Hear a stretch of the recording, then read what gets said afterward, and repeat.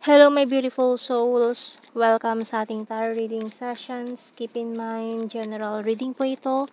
Maring mag-resonate, maring hindi. Kunin nyo na lang po kung para sa inyo and leave the rest. Maring mag-shift ang energies or magkabaliktad ang sitwasyon. Kaya kayo na pong bahala kung saan kayo nakalugar sa reading natin. Okay, let's see. So, we have here the closed book and ground. Mga earth signs natin dyan. Active na active, Taurus, Virgo, Capricorn. Closed book and the light bulb. Traffic lights, scissor, and magnet. Oh. Okay. Bottom card, tarot cards. Oh, may mga na naman, waiting na naman sa mga update. Seeking clarification sa mga tarot reading about this person na kinut off nyo na, kinalimutan nyo na to, pero ayan, still, nararamdaman pa rin tong magnetic pull na to. Okay, so tingnan natin sa tarot cards.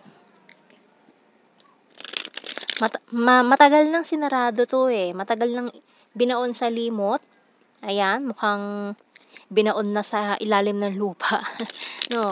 So medyo matagal na rin. May mga lumipas ng karelasyon pero still tong taong to bakit hindi pa rin makalimutan? Nako. Marami nang dumaan na ibang tao, relationship, pero still tong taong to bakit overstaying na? Di pa rin nawawala. Overstaying na tong feelings na to. Okay, we have here the Hermit. Sun.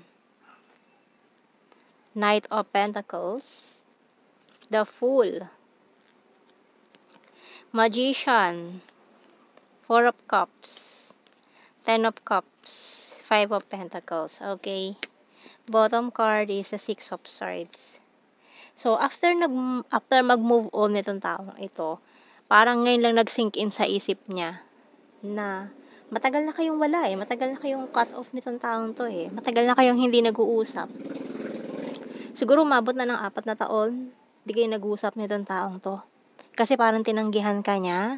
Inisip niya parang noong mga panahon nyo na tinanggihan ka niya ay hindi ikaw ang kailangan niya, hindi ikaw ang hinahanap niya, or hindi ikaw yung hinahanap niya. Feeling niya hindi ikaw yung divine counterpart na niya, hinangad niya sa buhay niya, makakasama niya sa buhay niya. Ginost ka pa nitong taong to. Bigla siya nawala. Parang wala ng paliw-paliwanag pa, ganun. Bigla na lang siya umiwas. Pero after mga ilang na wala kayong communication, cut off communication kayo, akala niya yung nararamdaman niyang attraction ay sa iba. Parang may iba siyang pinagbalingan nung attention na yon. Inignore ka niya. And then, after nun, inignore ka niya. Hindi pala yon. Hindi siya na-satisfied doon. After niya makuha yung taong yon, siguro naging karelasyon niya, parang physically attracted siya ron sa taong yon. Pero, hindi yun yung hinahanap ng niya ng soul niya eh. Parang, this person is craving for their soulmate, divine counterpart, or kung sino man tong kanyang hinahanap. Akala niya yon, parang na-distract siya, na-confuse sa nararamdaman niya, sa mga emotion, sa energy, naghalo-halo na. So, akala niya yon. Pero laking panghihinayang niya, laking niya sa sarili niya na hindi pala yon. Nagkamali siya ng calculations, na akala niya sigurado siya sa mga calculations niya, pero mali pala yung siguro formulation or mali yung tansya na gano'n. 'Di ba? So nagkamali talaga siya. Big mistake, failure para sa kanya na after niya i-collect lahat ng data na akala niya, ito yun eh, nararamdaman ko, ito yun eh, sabi niya. So, nararamdaman ko na ito yung taong yun na para sa akin. So, kaya in-ignore ka niya. Tapos, after nun, hindi pala yun kasi parang, kumbaga, yung taong pinili niya is the moon na maliwanag para sa kanya. Hindi niya alam na yung taong yun pala is kumukuha lang ng liwanag sa sun. 'Di ba kasi ang moon wala naman yung sariling light eh. Kumukuha lang siya ng reflection ng liwanag sa sun, kaya maliwanag siya to every night.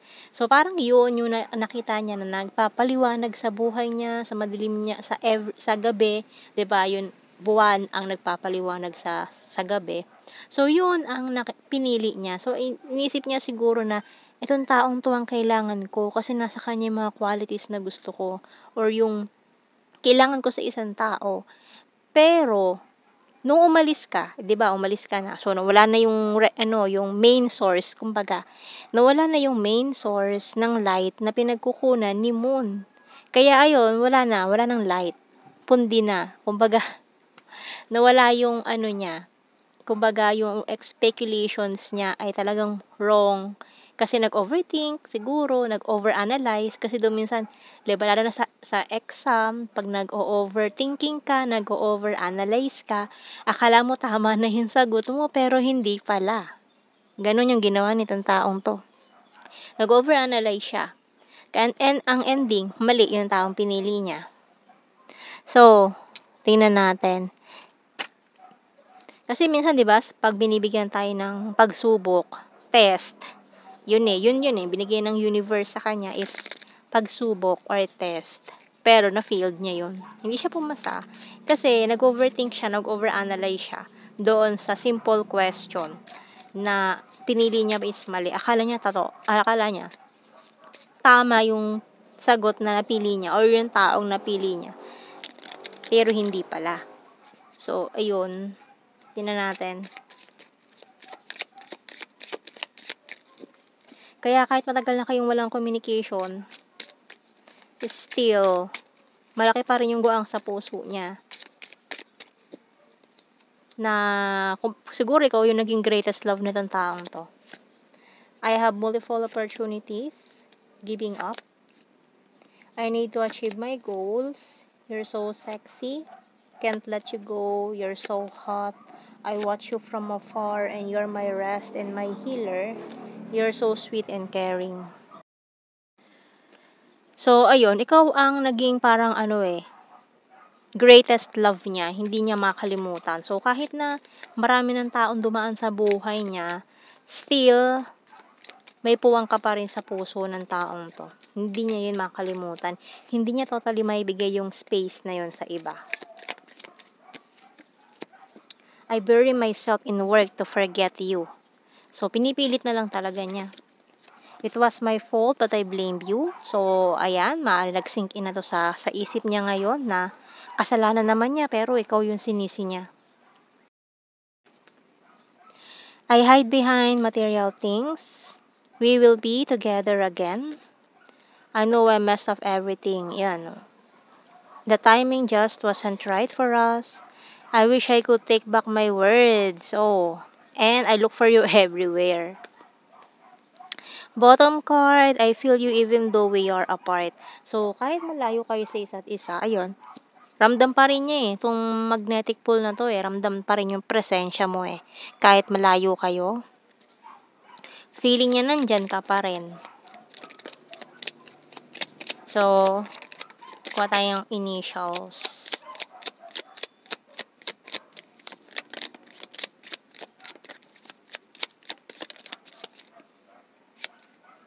K, N, letter M, V, W, F, Q, J, T. Bottom card, U. So, kuha tayo ng blue card. We have here commitment, courage, and manipulation. Ayan. So, nagpadala siya sa sarili niyang, manipulation. Ayan. So, kuha tayo ng message dito sa archangels natin.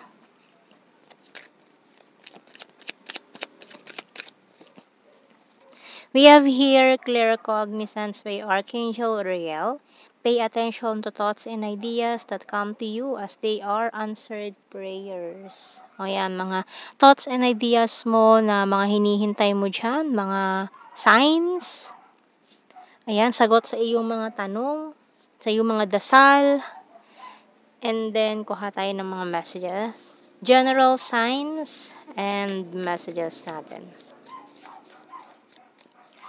So, we have here sexy body and number 3. Taurus, birthmark, past person, sarcastic, kind-hearted, hilarious, neighbor, number 5, soulmate, travel. Siguro inisip niya, soulmate talaga kayo. Mirror, flirtatious, beach, high expectations, Gemini, fantastic friend, September, perfect smile, Luzon, April, March, and very serious, chaser, very lucky, and this one is ex-lover. Ayan, so hindi siya makatingin ngayon sa iyong mata, eye contact. So, yan ang ating reading, my beautiful souls. Thank you for watching. Take care and God bless. See you in our next reading, guys. Bye-bye.